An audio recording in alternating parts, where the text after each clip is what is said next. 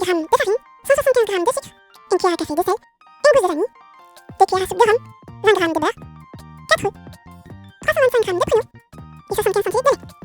On va commencer par mariner nos pruneaux. Ici j'ai choisi du rhum, je mets un peu de rhum et je couvre ensuite les pruneaux d'eau. Il faut les laisser se réhydrater durant au moins 30 minutes. À la place du rhum, vous pouvez choisir un autre alcool si vous désirez, voire ne pas mettre d'alcool du tout. En revanche, il faudra quand même réhydrater vos pruneaux. Ici ce sont des pruneaux d'argent, ils sont donc un peu séchés. Vous allez voir qu'ils vont gonfler avec l'eau. Au bout de 30 minutes, on voit donc que nos pruneaux ont bien dégonflé. On voit également qu'il y a du sirop de pruneaux qui s'est déposé dans l'eau, ce qui veut dire que les pruneaux ont bien absorbé de l'eau, ainsi que le rhum. Encore une fois, si vous le désirez, vous pouvez remplacer le rhum par un autre alcool. En revanche, faites bien attention à bien passer les pruneaux. Ici, je les ai récupérés avec cuillère, mais vous pouvez les passer tout simplement.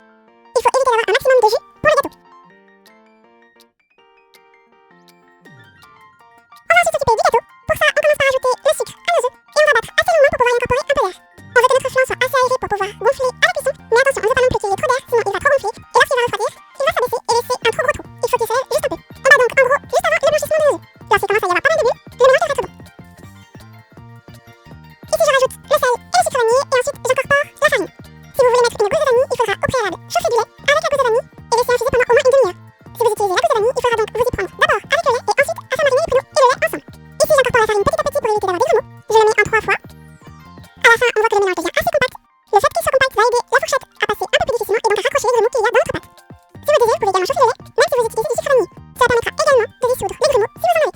Attention toutefois à ne pas trop le chauffer. Si vous désirez le chauffer, faites comme si vous alliez faire avec une gousse de vanille. Vous chauffez avant de mariner les pruneaux et vous laissez les deux refroidir en même temps.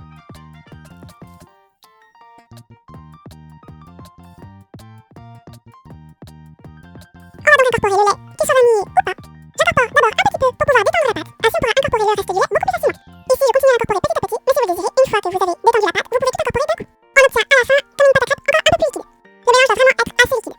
Si vous voyez qu'il est encore un peu compact, n'hésitez pas à remettre un peu plus de lait. Et surtout, on veille à bien mélanger, qu'on ait du lait tiède ou non, et qu'on ait tamisé la farine ou non. Il faut bien passer sur les bords de tout le récipient pour éviter d'avoir des grumeaux de farine sur les bords.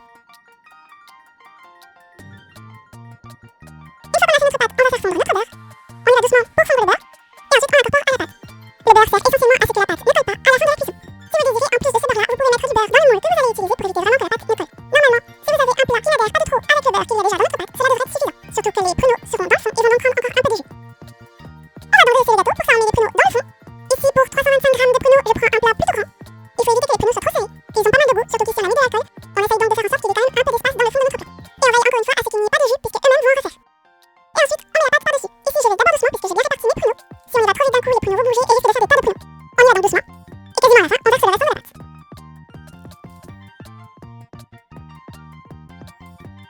Ici, on va d'abord préchauffer notre four à 240 degrés. On va monter le four assez haut. Une fois que le four est chaud, on va pouvoir enfourner notre gâteau. On va l'enfourner pour 30 minutes. On l'enfourne à 240 degrés. Et une fois qu'il est enfourné, on va pouvoir passer notre four